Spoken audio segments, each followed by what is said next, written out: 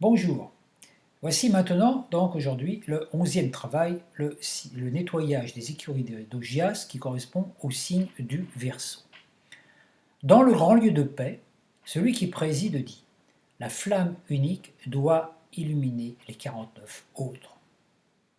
Ce à quoi l'instructeur répondit: ayant rallumé sa propre flamme, Hercule doit maintenant apporter la lumière aux autres.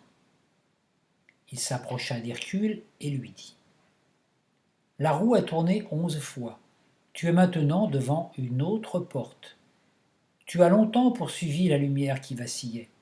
Tu as grandi jusqu'à devenir un phare sur qui maintenant brille pour toi comme un soleil resplendissant. Tourne le dos à son éclat. Reviens sur tes pas. Et retourne vers ceux pour qui la lumière n'est qu'un point et aide-les à l'intensifier. Dirige tes pas vers Augias qui est un fils de Poséidon, dieu des eaux et du soleil. Son royaume doit être nettoyé d'un mal très ancien. Hercule se dirigea donc vers la porte et se mit en quête du roi Augias. En s'approchant, une terrible puanteur l'assaillit. Il se sentit mal. C'est ainsi qu'il apprit que depuis des années, le roi Augias n'avait pas fait enlever le fumier accumulé par son bétail dans les écuries royales.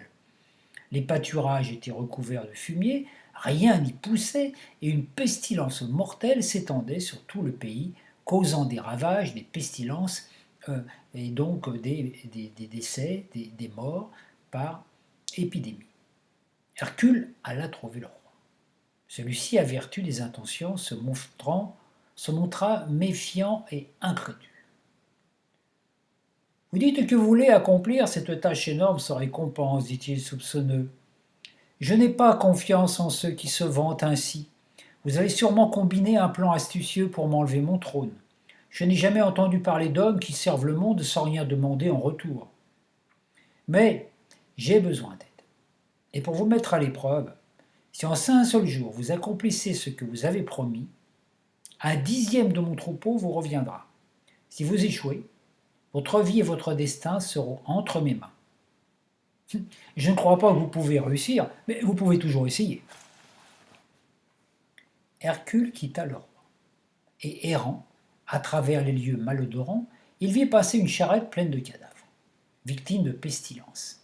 Il remarqua alors deux rivières, l'Alphée et le Péné, qui coulaient tranquillement à proximité.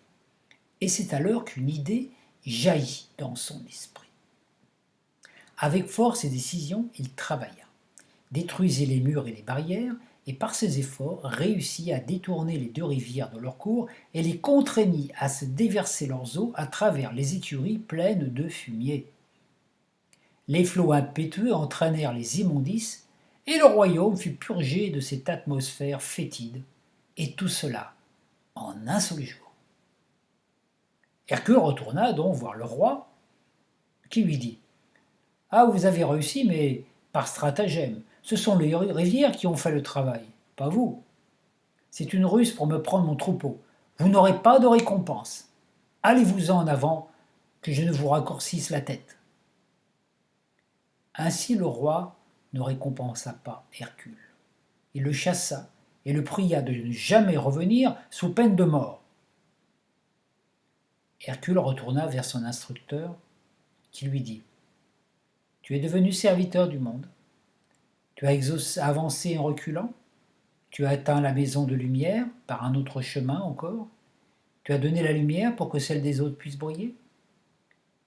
Le joyau accordé par ce travail est à toi pour toujours. Voyons maintenant l'analyse de ce mythe. Lorsque nous avons atteint le sommet, nous devons être capables de redescendre vers nos frères encore piégés dans l'illusion. C'est pour ça qu'Hercule se rendit dans une vallée. À force de marcher dans les déjections émotionnelles, psychiques et mentales, nous finissons par les répandre partout. Pour aider l'humanité, nous devons apporter de nouvelles idées afin de l'aider à se laver et toutes les scories accumulées depuis le début des temps.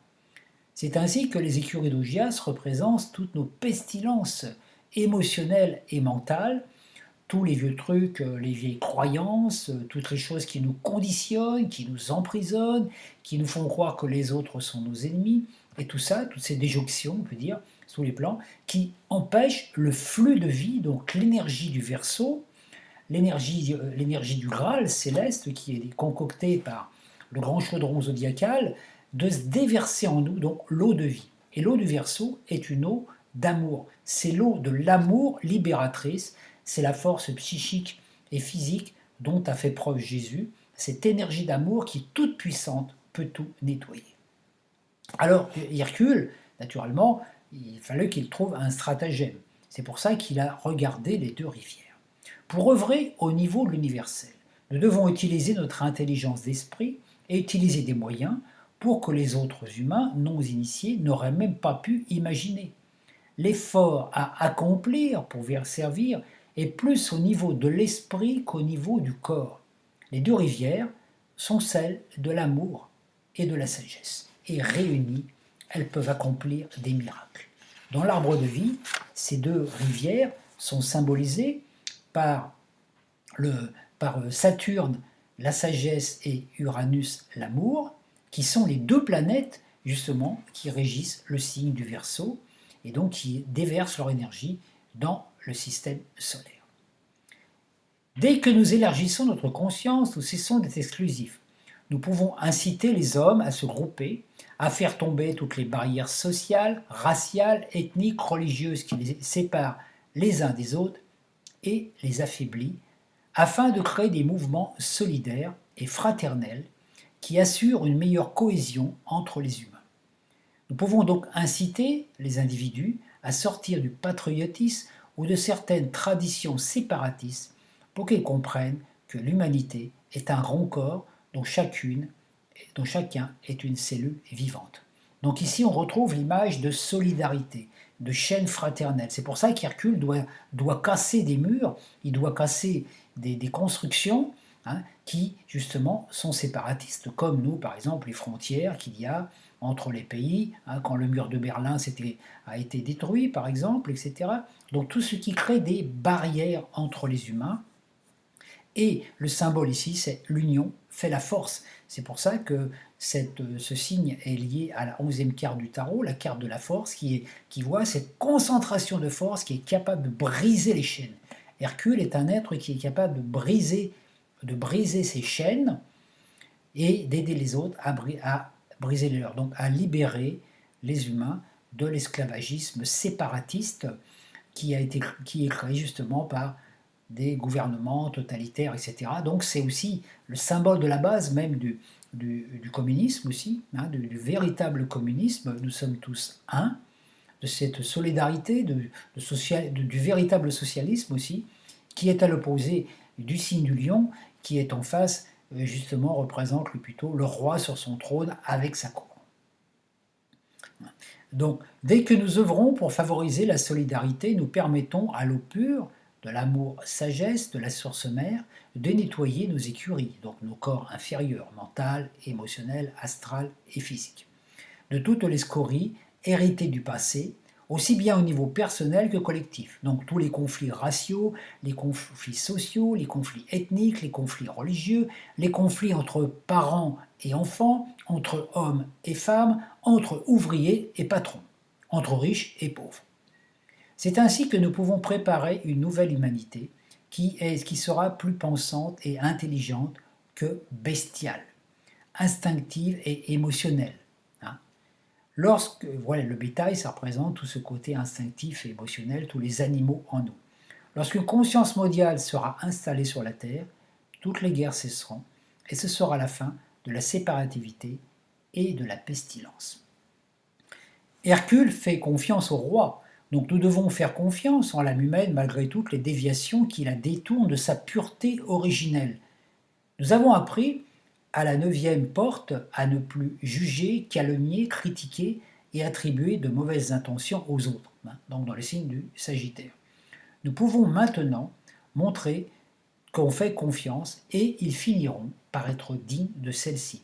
Si quelqu'un ne comprend pas nos propos, nous devons comprendre que ce n'est pas parce qu'il est borné ou idiot, mais parce que nous n'avons pas su trouver les mots adéquats à sa forme de compréhension et que c'est à nous de faire l'effort de trouver les mots justes.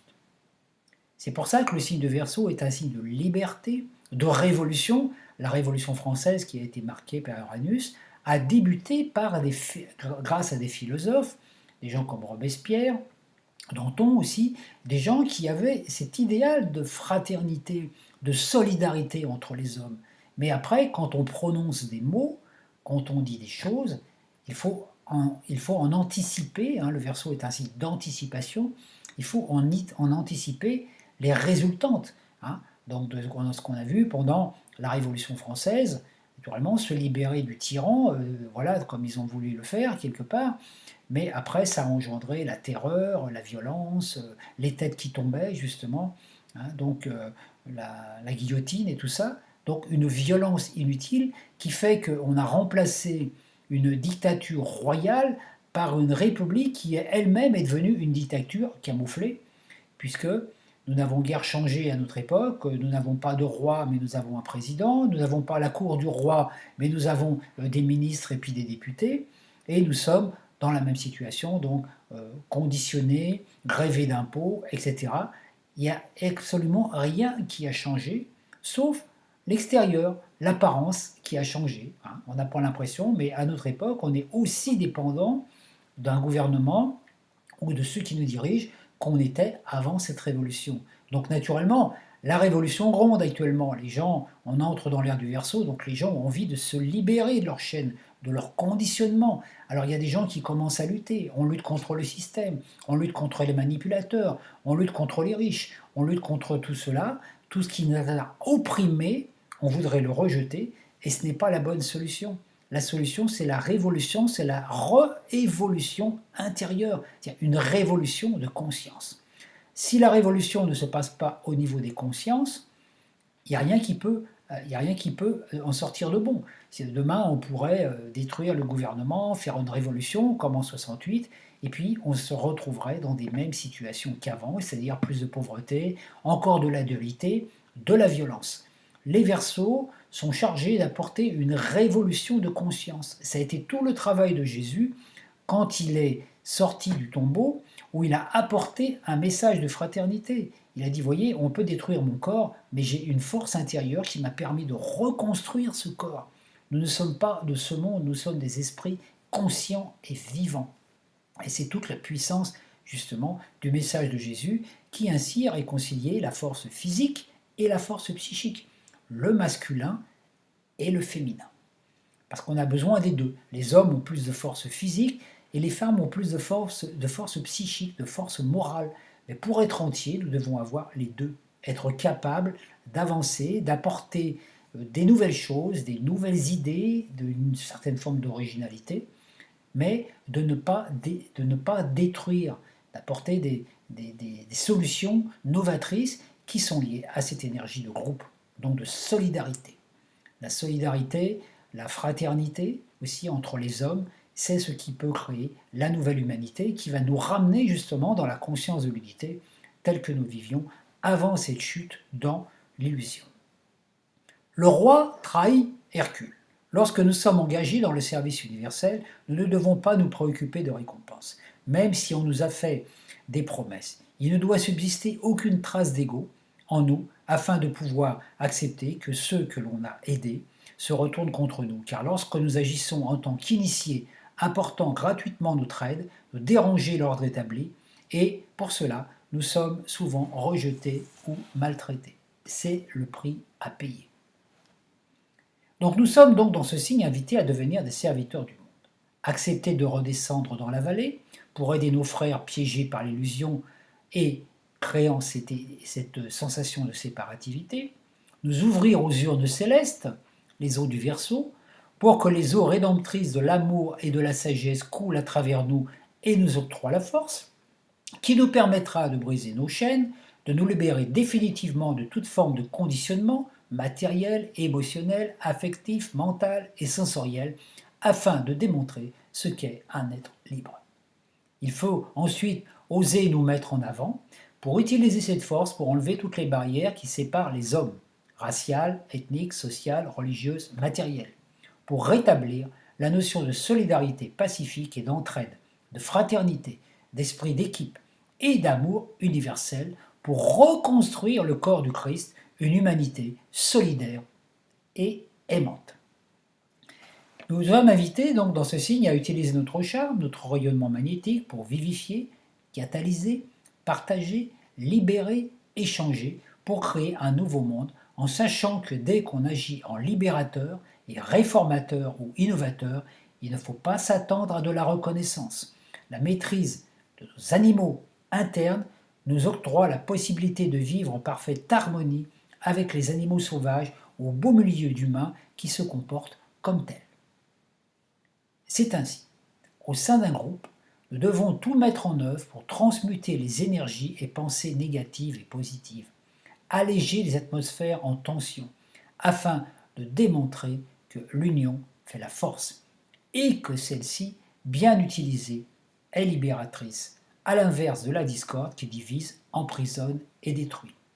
Nous devons donc accepter de vivre dans un corps humain tout en nous comportant comme des anges, génies révélateurs d'un autre futur. C'est ainsi que nous pouvons rester nous-mêmes, original et uniques, tout en œuvrant au sein du collectif.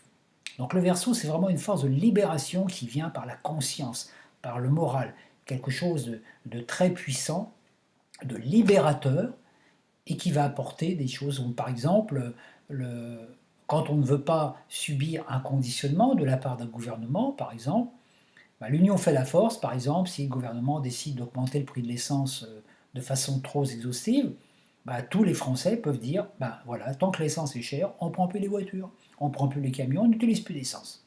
Ça fait une force de coalition. Et si tous les Français refusaient de payer l'essence parce qu'elle est trop chère, le gouvernement serait obligé de baisser les taxes. Mais la plupart du temps, c'est cette difficulté à trouver cette unité, surtout dans un pays qui est régi quand même beaucoup par l'ego. La France, c'est aussi un petit peu le lion, le coq qui dit, voilà, du moment que tout va bien pour moi, je ne m'occupe pas trop des autres. C'est un petit peu difficile de réunifier cette notion de solidarité, alors que pourtant, dans notre adage, liberté, égalité, fraternité. On aurait pu rajouter solidarité. Donc pour être digne de porter le nom d'initié, il faut manifester 3 étapes. Le service des intéressés. Nous ne devons pas servir pour nous libérer de quoi que ce soit, mais parce que c'est un état d'être, et que ceci ne peut se réaliser que notre conscience n'est plus focalisée sur nous-mêmes. Dans l'étape du lion, le 5e travail, nous pensons que nous étions le soleil, le centre de l'univers, et que tout tournait autour de nous. Dans le Verseau, nous devons percevoir que notre conscience fait partie intégrante de la conscience universelle et que c'est en aidant les autres à évoluer que nous devenons nous-mêmes. C'est ainsi que nous devenons le zodiaque, nous devenons le Graal, le chaudron du Graal, le grand chaudron zodiacal, puisque Uranus représente justement le zodiaque. Le travail de groupe favorise l'entraide et la réussite de chacun. Dans l'étape du lion, nous acceptons d'entrer dans un groupe tout en espérant y avoir une place privilégiée pour satisfaire nos intérêts personnels avant ceux du collectif. Nous n'acceptons d'aider les autres qu'à condition que cela fasse briller notre ego. Dans le Verseau, il nous est demandé d'agir en tant qu'initiés, et nous devons privilégier l'intérêt collectif avant l'intérêt personnel.